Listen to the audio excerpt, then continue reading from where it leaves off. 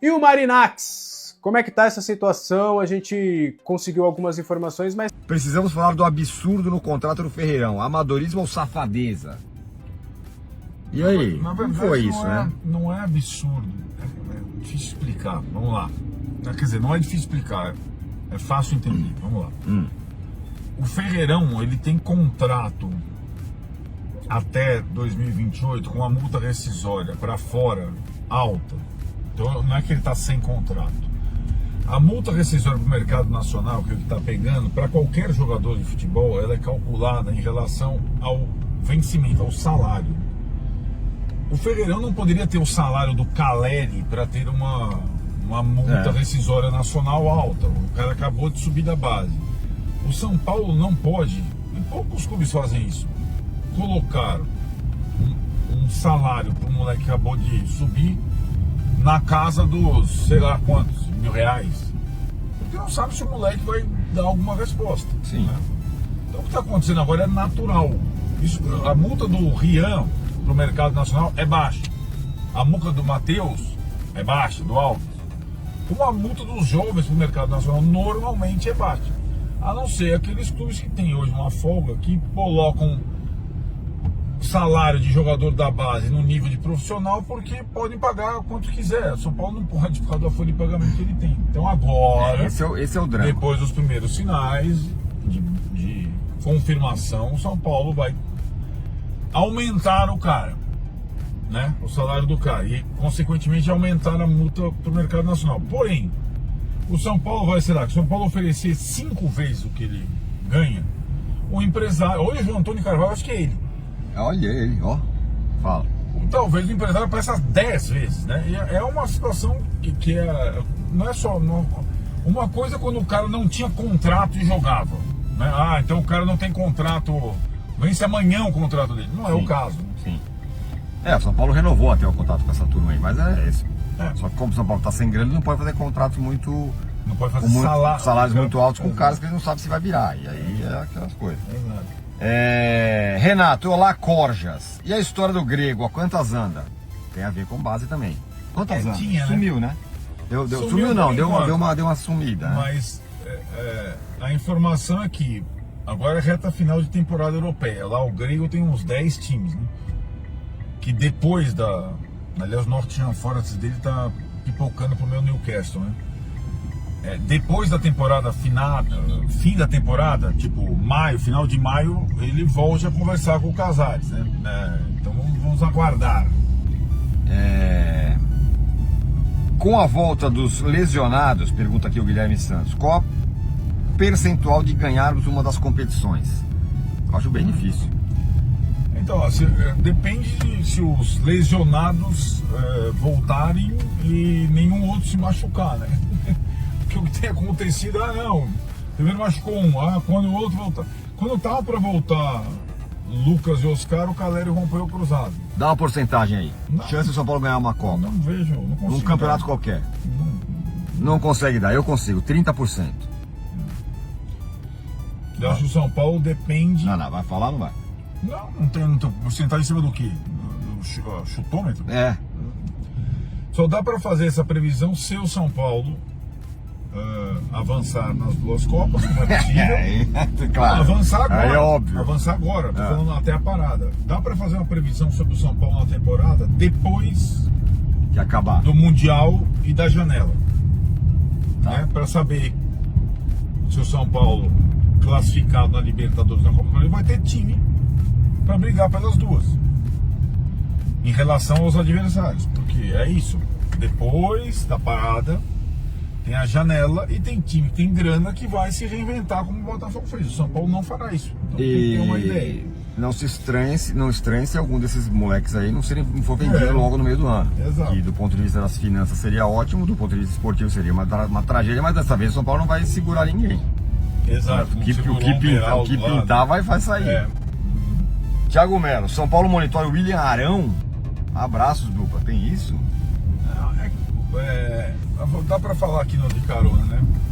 Porque assim, não é que monitora. O São Paulo só tem condição de contratar jogador em fim de contrato, certo? Né? Sim.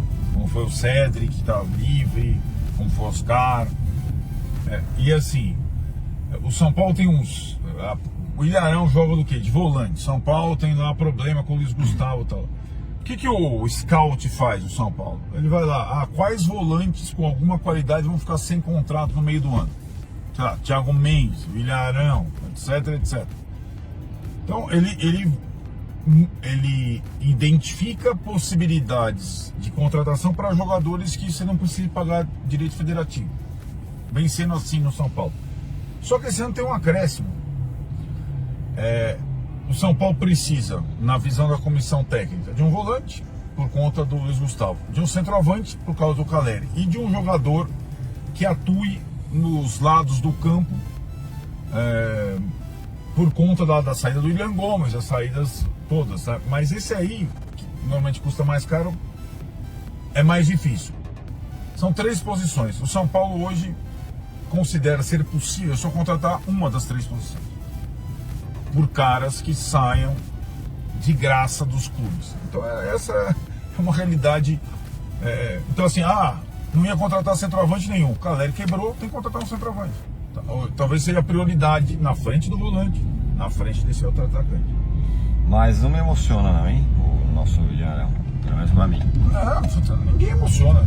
Não, Thiago Mendes seria legal. Na verdade, o São Paulo não deveria mais contratar os jogadores dessa faixa etária. Só que já são muitos, né? Mas não tem dinheiro pra fazer outra coisa. Exato. Ou então não contrata ninguém. Não, então, entre todas as questões, hoje, né, ainda sem maio passar com seus 10 jogos, a prioridade de São Paulo é um centroavante, porque se tem a noção que o André tem uma característica X que não contempla jogo de corpo, bola aérea, etc e tal, não tem mais jogador, e o Rian ainda tá bem cru. Se você for pegar, o Rian tá bem cru, né? Diferentemente do Ferreira e do Alves. Então, hoje a prioridade seria um centroavante, né? Veterano, livre no mercado, etc. Tomás, Thiago Mendes ou Jorginho? Qual vocês preferiam receber? Falando sobre vendas de jogadores, é importante a gente frisar que eu até botei essa matéria por escrito e até comentei ontem com o Sombra no vídeo, quando a gente falou, sobre a questão do Marcos Antônio já está sofrendo assédio de clubes brasileiros que estão buscando a Lazio para se informarem sobre a situação do atleta, uma vez que o São Paulo tem prioridade até o meio do ano. Se o São Paulo não exercer a prioridade de compra e contratar o jogador depois desse período, clubes brasileiros podem chegar e fazer uma oferta melhor para a Lazio. Como o Marcos Antônio vem se destacando, readaptou, né, ao futebol brasileiro, é um jogador que está sendo titular e está sendo importante, ele abriu os olhos de várias pessoas que estão vendo, falando, esse cara é bom, esse cara sabe jogar, não é um jogador caro, se você for analisar no mercado, não é um jogador caríssimo, é um jogador que faz mais de uma função, como a gente falou, ele pode ser um segundo volante, ele pode ser um meia, é um jogador interessante do ponto de vista de dinâmica de jogo e deslocamento, é um jogador que vem dando uma dinâmica importante no meio de campo do São Paulo, o próprio Sgordi elogiou muitíssimo o Marcos Antônio na última coletiva, falando que torce muito pela permanência do jogador no São Paulo. A questão financeira pega para nós, o São Paulo fez uma procura para a Lazio, vem conversando com o time italiano para a permanência do Marcos Antônio no mínimo até o final de 2025 e depois, a partir de 2026, o São Paulo efetuar a contratação definitiva do jogador e aí fazer um parcelamento em 3, 4 anos, paulatinamente fazendo os pagamentos para o clube para encaixar no fluxo de caixa do São Paulo. Esse é o cenário. Mas, como eu falei para vocês, atrás tem um monte de gente buscando a contratação do Marcos Antônio e isso chama atenção. É preocupante para nós porque a gente já tem poucos atletas. Se o Marcos Antônio sai, o São Paulo teria que buscar reposição. O São Paulo que tem aí a expectativa da volta do Maia, mas ficar só com o Maia, etc. Mas tem o Luan, tem não sei o quê. Mas o Marcos Antônio, como a gente falou, ele pode jogar tanto de meia, ele pode jogar de segundo volante e é um jogador que vem muito bem. E eu digo para vocês mais, o Marcos Antônio em algumas situações, até conversei isso com uma pessoa do São Paulo, pode inclusive fazer um tripé, como a gente falou, Maia, Alisson e Marcos Antônio, em jogos que o São Paulo precisa dar mais volume para o meio de campo e precisa dar mais consistência para esse setor contra times que normalmente incham o seu setor de meio de campo, como por exemplo o próprio Flamengo, é um time que incha o setor de meio de campo ele bota muita gente por ali, joga de uma forma que acaba condensando o setor e acaba fazendo a prevalecência, e aí, com a qualidade técnica dos jogadores no campo de ataque, jogando em alta velocidade para transição no setor ofensivo, eles consigam fazer o jogo deles. É um dos times que gosta de jogar assim, e a gente sabe que vão ter muitas partidas que a gente pode fazer isso, inclusive Copa Libertadores contra times estrangeiros. Isso pode ser uma alternativa, pode ser uma opção muito importante para nós daqui para frente, exatamente por essa polivalência do Marcos Antônio. Fica o nosso alerta, foi exatamente como eu publiquei a matéria sobre esse sentido. O Juan Tressoldi, menos, assim, numa escala de importância e relevância e necessidade, eu coloco ele num patamar abaixo do que é o Marcos Antônio.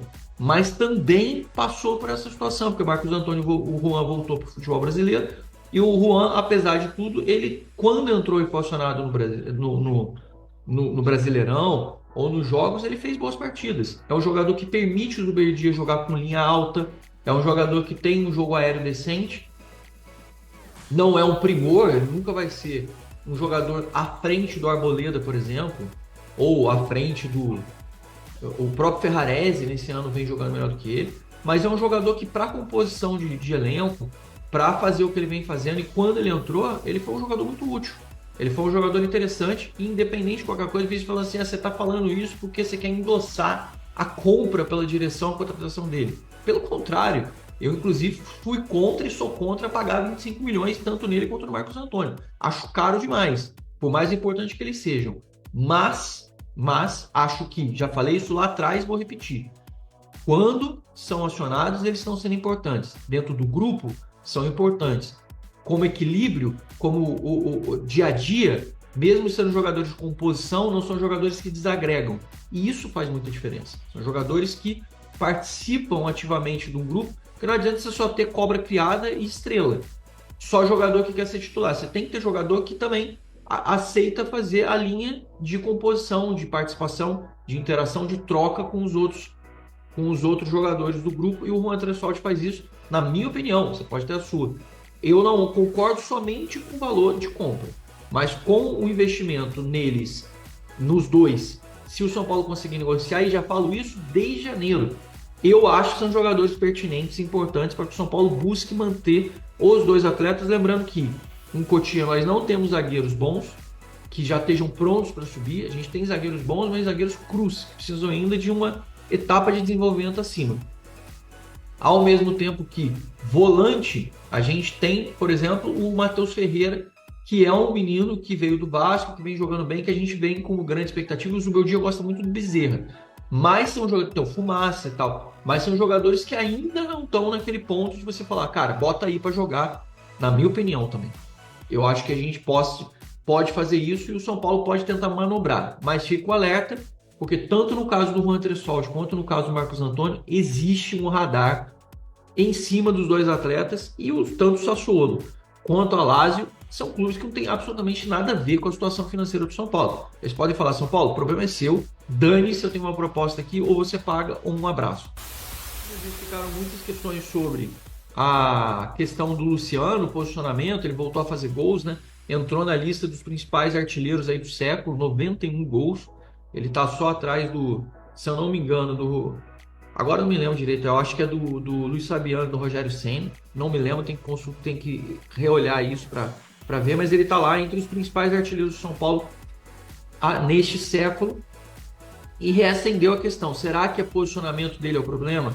Será que ele mais para frente? Será que se tirar o André Silva e botar ele de centroavante no lugar do Caleri, não seria a melhor alternativa para o São Paulo? Também é uma pergunta aí polêmica para a gente discutir sobre isso. Até porque o jogo do André Silva foi tão ruim que o próprio André Silva abriu esse leque, essa prerrogativa da gente entrar em dúvida e colocar ele no descrédito, porque foi fraco demais. O André Silva conseguiu errar tudo, espero que hoje ele esteja numa jornada mais feliz. E o André Silva, que é o artilheiro do São Paulo, 8 gols nesse ano, e o Luciano tem 6, Ferreirinha com 5, são os 3 principais artilheiros do São Paulo nesse ano. Chegando aqui na nossa reta final para falar sobre o Marinakis, que muita gente ficou em dúvida, eu até botei a matéria, o pessoal falou assim, Zaquito, o Marinakis saiu então do esquema do futebol, ele não está mais participando, eu vou explicar para vocês. O Marinakis, pelas regras da UEFA, ele não pode ter diretamente ação sobre os clubes, como pessoa. Ele não pode, como dono, ser diretamente responsável por mais de um clube. Ele tem o Rio Ave em Portugal, ele tem o Olympiacos na Grécia e ele tem o Nottingham Forest. Como esses clubes podem acabar coincidindo a participação em Champions, por exemplo, o Nottingham Forest está brigando diretamente por uma vaga na Champions. O Olympiacos também está classificado, está em primeiro lugar, sei lá, com 13 pontos de vantagem para o segundo colocado e vai para a Champions no que vem, na próxima época, na verdade, né? Porque a época europeia começa no meio do ano, no final do meio do ano, e tem esse risco. O Marinakis, ele se retirou da parte direta sobre as atuações dos clubes. Ele tem um trust, né? Que ou melhor, no português, claro, é um trust, que aportuguesaram a palavra, e é um grupo de empresas, é um conglomerado dele, em que o negócio é tocado de uma outra forma macro. E aí ele tem dentro desse conglomerado, como o Grupo City tem, e aí eles fazem essa questão, ele se afasta e aí ele deixa a questão da direção técnica para outros profissionais, neste caso o Edu Gaspar. E o que isso tem a ver com o São Paulo? Tem a ver com o São Paulo porque o Edu Gaspar é o maior responsável pela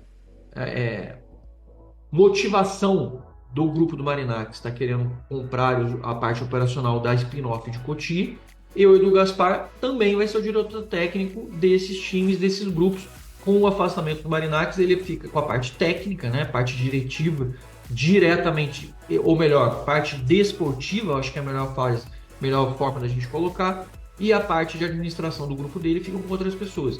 Mas a parte de futebol, a parte de campo, que é o que interessa para o São Paulo, inclusive, o Edu Gaspar, que está de frente com o processo, também está aí respondendo por isso. E é uma explicação do que acabou acontecendo com o lance do Marinakis, porque ele acabou se afastando, que a gente fala, então ele já está metendo o pé, tá saindo fora, vai dar ruim o negócio.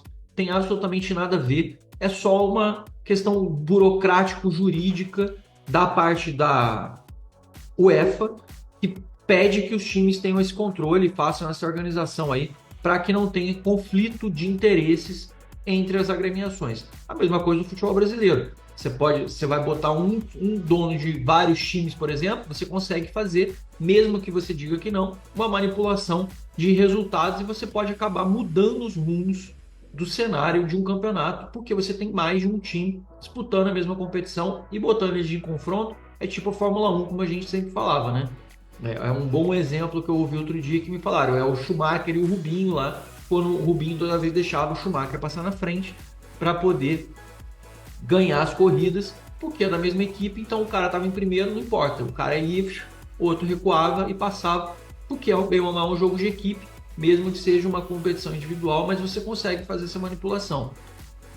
É feio e chato pensar nisso, mas no final das contas é o cenário que a gente tem e a gente precisa ficar de olho com relação a tudo isso.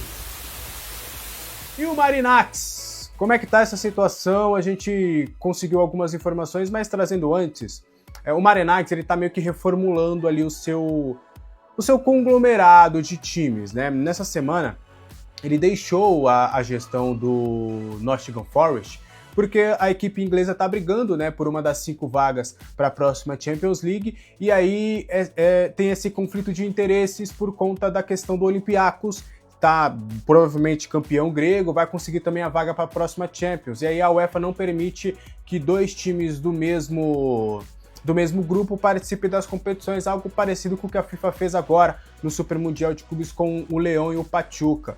E aí ele está aproveitando, né, esse período de que ele tem que fazer algumas reestruturações nesse seu departamento para tomar algumas decisões, e aí ele acabou se afastando do Nottingham Forest. Ele ainda continua, né, como dono, mas fez agora questões mais legais ali, e o Edu Gaspar, que vai acabar cuidando desse conglomerado com o Rio Ave, com o Nottingham Forest.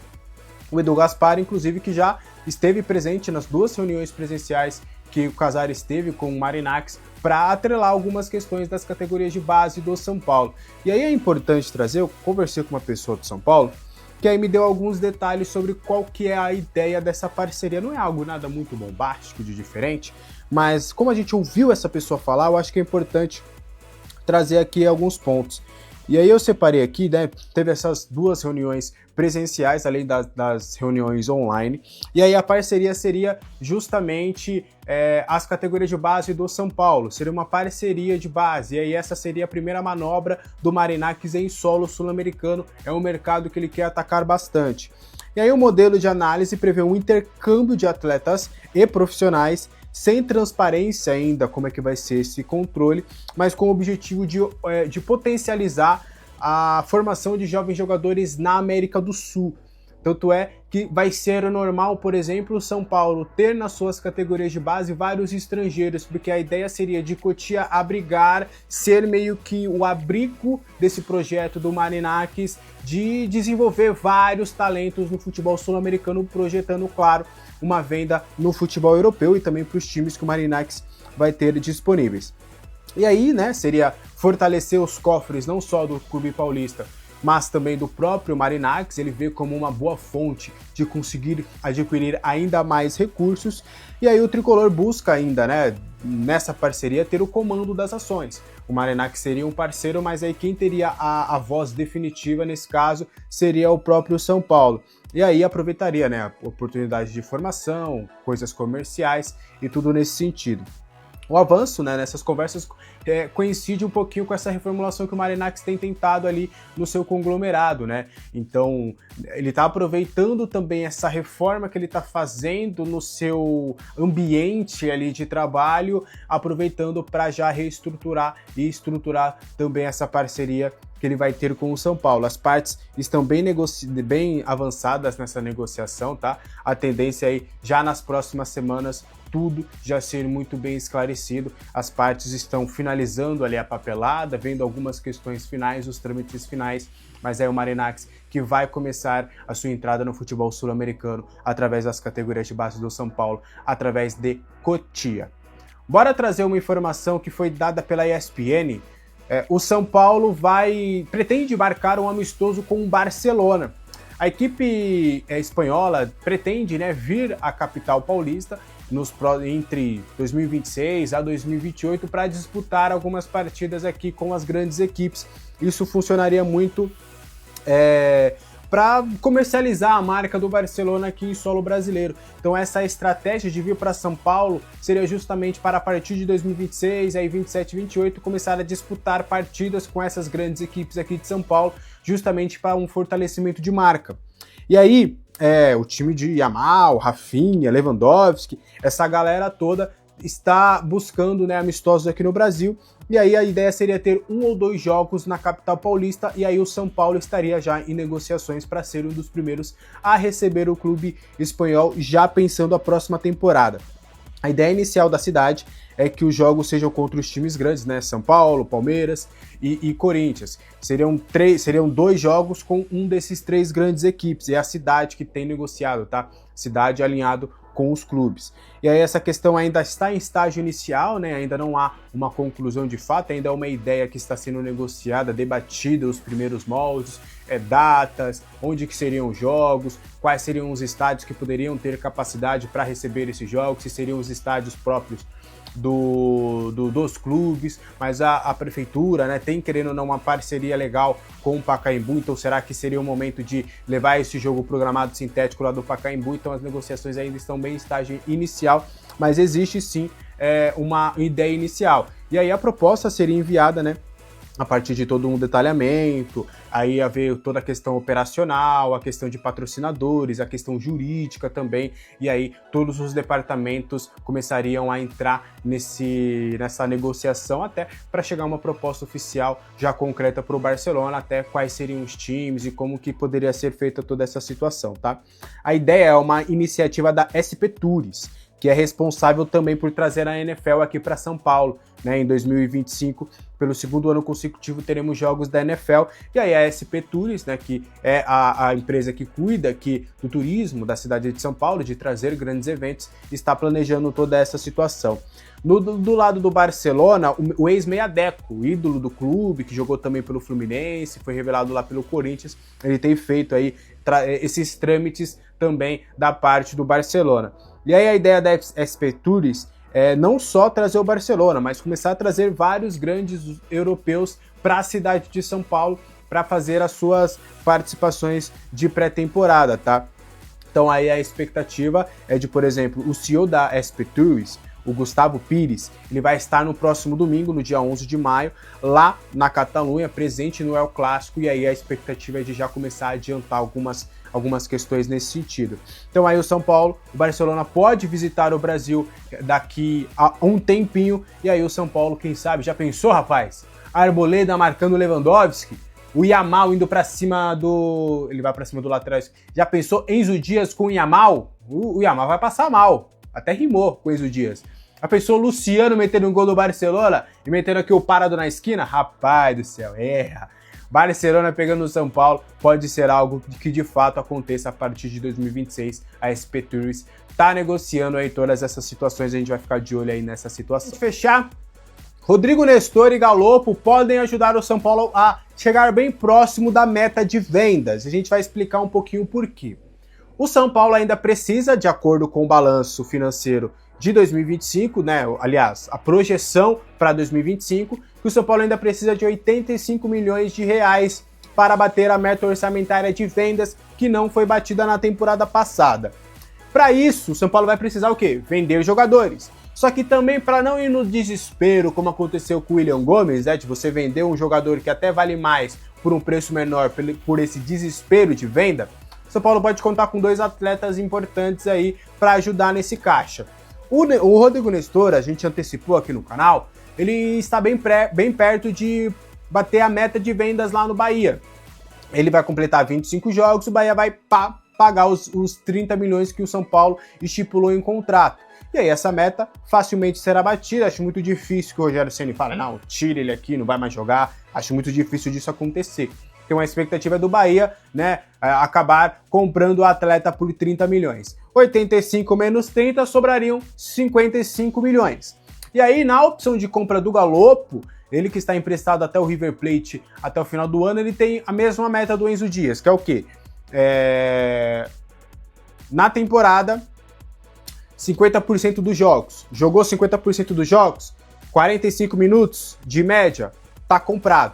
A meta que o São Paulo tem com o River Plate é de 21 milhões. Bate ali na porta dos 22, mas aí a gente arredonda para os 21 milhões.